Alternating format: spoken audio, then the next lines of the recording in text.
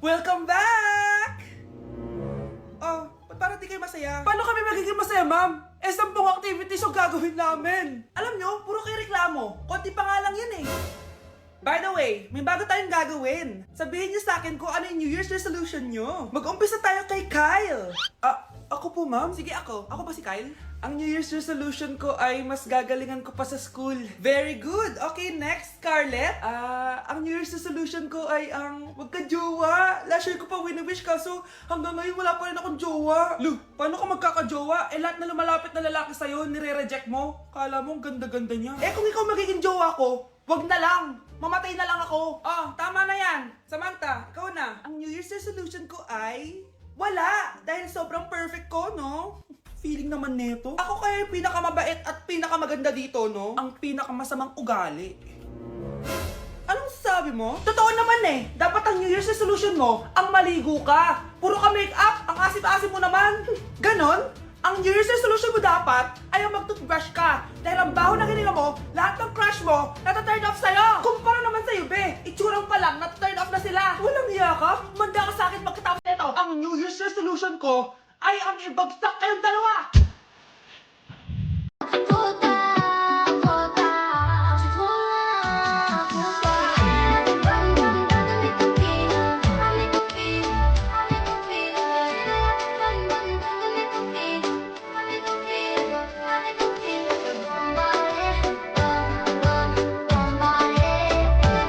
Just give me my money.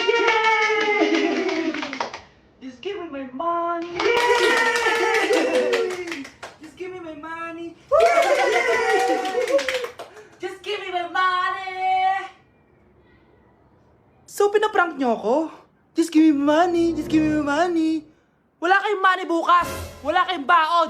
Nay, joke lang yun. Kasi naman eh, anong kakainin ko bukas? Sino ba kasi nakaisip na i-prank si nanay? Ikaw! Okay, class! Na-miss nyo ba ako?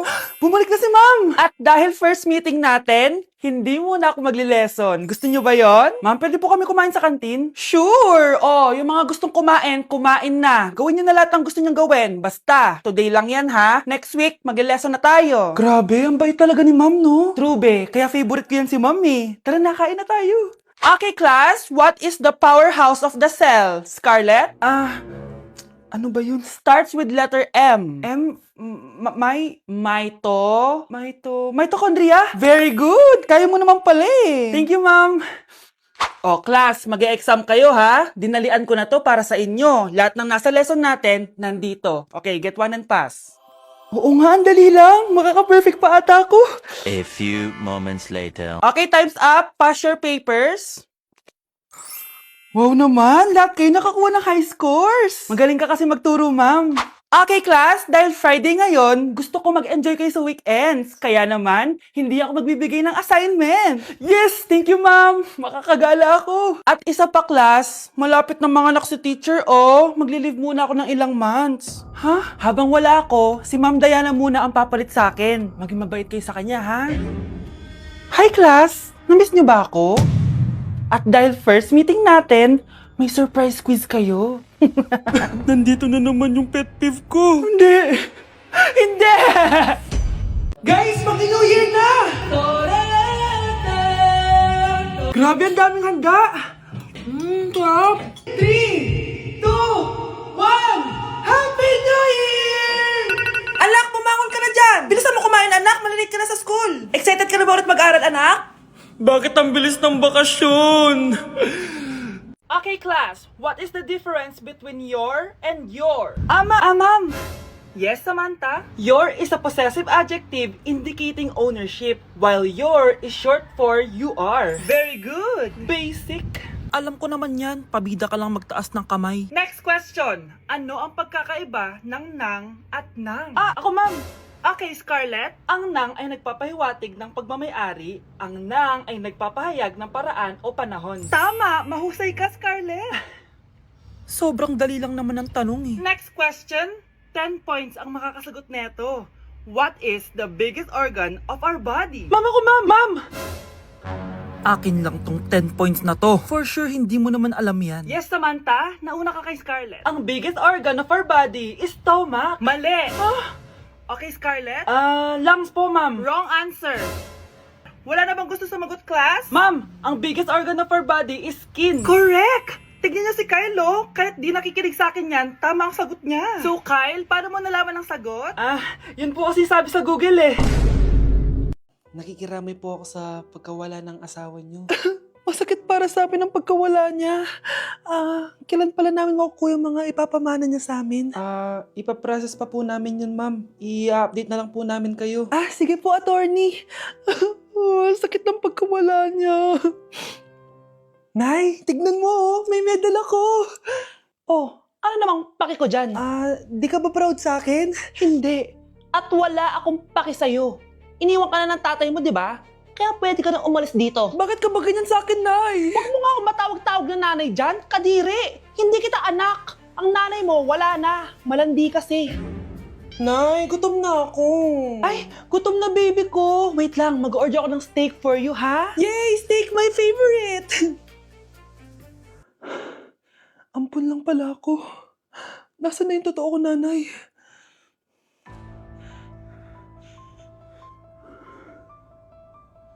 Tulog sila.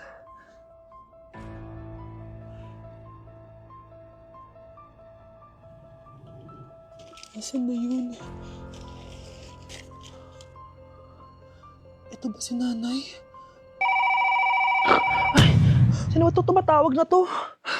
Muntik na yun. Attorney? Hello, ma'am. May update na po sa ipapamana ng namatay niyo pong asawa. Sige. Punta ka dito sa bahay. Sa wakas, ito na yung araw na pinakahihintay ko. Hoy, ikaw! Pag dumating dito si attorney, magtago ka. Hindi niya pwede malaman na may isa pang anak ang asawa ko. Sige po. Ma'am, nakuha na po namin yung last will and testament ng asawa niyo. Ang nakasulat po dito ay, ang 50% ng kayamanan niya ay mapupunta po sa inyo. Mali ata yan, attorney. Dapat 100% ang mapupuntang kayamanan niya sa amin. Kami lang ang pamilya niya eh. Bali, ma'am, ang nakasulat po kasi dito ay ang isang 50% po ay mapupunta sa isa niyang anak. Ano?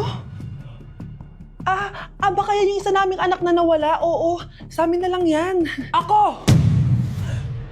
Ako ang isa pang anak ni Ramon. Anak, niluto ko favorite mo. Kakilig naman to. Hoy, kumain ka nga muna. Huwag ka muna mag-cellphone dyan. Sige, Nay. Ikaw na ba yung icing sa ibabaw ng cupcake ko? Nababaliw na ata tong babaeng to. Ang dilim naman. Anak, baka gusto mo naman lumabas. Buong araw ka na nandito sa kwarto mo. Sige na, ilalabas na ako. Wait lang. Lobat na ako. Nalobat first sight sa'yo. Hala siya, may nililigawan na to. Okay, class, may activity tayo ngayon. Group yourself into 2. Group yourself na naman. Be, may kapartner ka na? Meron na be, sorry. Pre, may kapartner ka na? Tayo na lang magpartner. Sorry pre, kapartner ko na jowa ko eh. Scarlett and Michael, kayong dalawa na lang ang mag-partner. Ma'am, ayoko ka-partner si Scarlett, masyadong bossy. Mas ayaw kitang ka-partner. Pabigat ka na nga, tamad ka pa. Yan si Scarlett at si Michael. Magjowa sa Ragnarok, magkaaway in real life. Bes, alam mo ba may jowa na ako dito sa Ragnarok? Tapos kinasal na kami. Oo, kasi may bagong update to na pwede kang ikasal. Parang ikakasal ka nga in real life, bes eh. May wedding preparation and wedding ceremony, o diba? Ayan ka na naman, bes eh. Ang bilis mo na ma-fall, tapos pag iniwan ka, iyak-iyak ka. Pre, alam mo ba, may bagong update yung Ragnarok. Yung Sakura Vows. Excited na nga ako kasi ang daming bago. Meron na kasing Binding Love. Isa siyang 1v1 na card game. Tapos meron din Couple Dragon. Kasama ko nga yung jowa ko dito, nagtutulungan kami. Naku, patay tayo dyan, pre. Okay, class, break time muna. Yes, makakapag-Ragnarok na ako. Excited na ako sa guild event. Guild event? Nag-Ragnarok ka, Scarlett? Oo, bakit? Ikaw ba si Cutie Pie 06?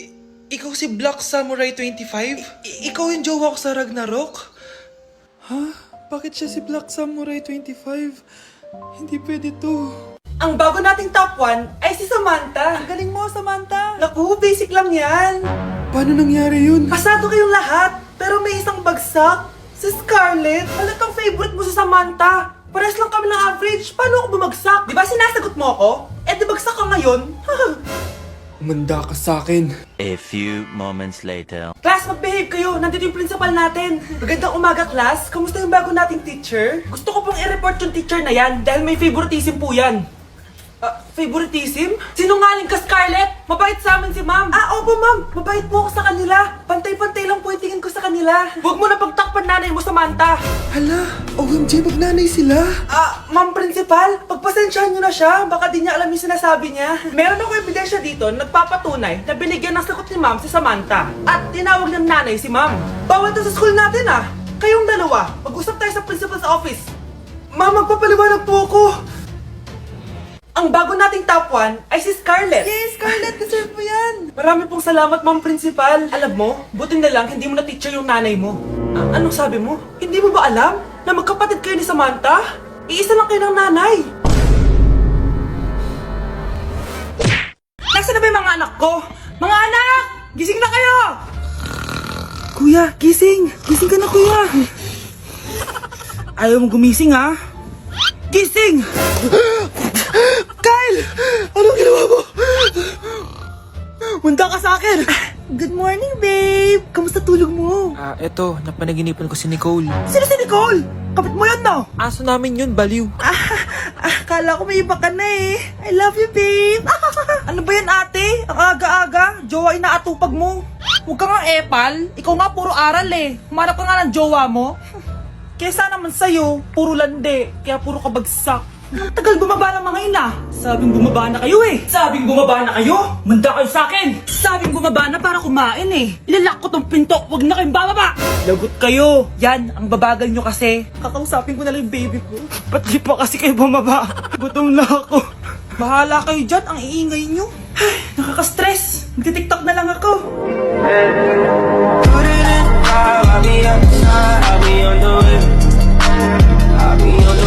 Mga anak, nandito na ako. Buti pa ako may ginagawa. Hindi kagaya ng isa dyan. Hoy, babae ka. Buti pa yung kapatid mo naglilinis. Ikaw, puro cellphone ka dyan. Gumalaw ka naman, aba. Naistorbo ka naman eh. Aba, sumasagot ka pa. Teka lang, bubunutin ko yung wifi. Laywag! O bakit? Kausap mo lang naman yung boyfriend mong pangit. Hindi pangit boyfriend ko Pangit kaya. Mas pogi pa ako dun eh. Anong sabi mo? Bawiin mo yan. Pangit boyfriend mo. Ganun? Halika dito. Nay! Punyeta kayo? Mag-aaway pa kayo Eto kasi si Kyle na eh. Teka lang, sasabihin ko sa boyfriend mo na ang tamad-tamad mo. Nay, sa'yo na to. Manahimik ka na. Wow, anak, saan mo galing to? Dun yun na isa nilalaro ko, yung cooking burger. Magluluto ko lang ng burger tapos kikita ka na. Pwede ba ako dyan? Kahit sino, pwede maglaro neto. Kaya download mo na, Nay, para kumita ka na ng malaki. Ito na nga dami ko na nabenta burger. Kaya ikaw, i-download mo na. Link on my bio. Ano pang hinihintay mo dyan? Wow, Scarlett! Ang ganda naman ng bahay niyo! Pinaghirapan niya ng mga magulang ko, bes. Alam mo, parang ganito din yung bahay namin eh. Kaso mas malaki lang yung amin, tapos may swimming pool. Ganun ba, bes? In fairness, ang laki na TV niyo oo, 75-inch yan. Pero parang mas malaki yung sa amin. 120-inch kasi yung sa amin, parang sine na nga eh. Laki nga, bes. Wow! Eto kwarto mo, bes? Ang ganda. O, diba? Ako nag-design neto. Alam mo, bes, yung kwarto ko, may second floor. Tapos may walk-in closet pa. Parang wala kang ganun. O, edi ikaw na, bes. Anong nangyari dito? Anak, magugas ka na ng plato dito? Ito na po, Nay. Ang dami naman nito. Ay, buti na lang talaga may bida. Wow, bes. Ang syala naman ng dishwashing soap nyo. Eto ba, bes? Alam mo ba, si Coco Martin ang may-ari neto at siya mismo ang namili at nag-test neto. Talaga ba, bes? Oo naman, bes. Bida kontra sebo to. Oh, diba? Natanggal agad ang sebo. Di tulad na nakasanayan. Bida sa sulit dahil konting patak lang, madami ka na mahuhugasan. Bida sa bula, tignan mo naman, diba? Ang dami. At syempre, bida sa bango. Nakakasyala talaga yung lemon plus calamansi scent. Malinis ang amoy. Ang ganda nga niyan, bes. Pasado talaga sa akin tong gawang Pinoy. Kaya oras na para palitan ang nakasanayan. Dahil nandito na ang bida. Saan naman mabibili yan, bes? Mabibili to sa TikTok Shop at sa Suking Sari Sari Store. Available in 700ml, 200ml, and 20ml. Sobrang mura, di ba? Kaya bida sa bulsa. Bida sa linis. Bida sa buhay.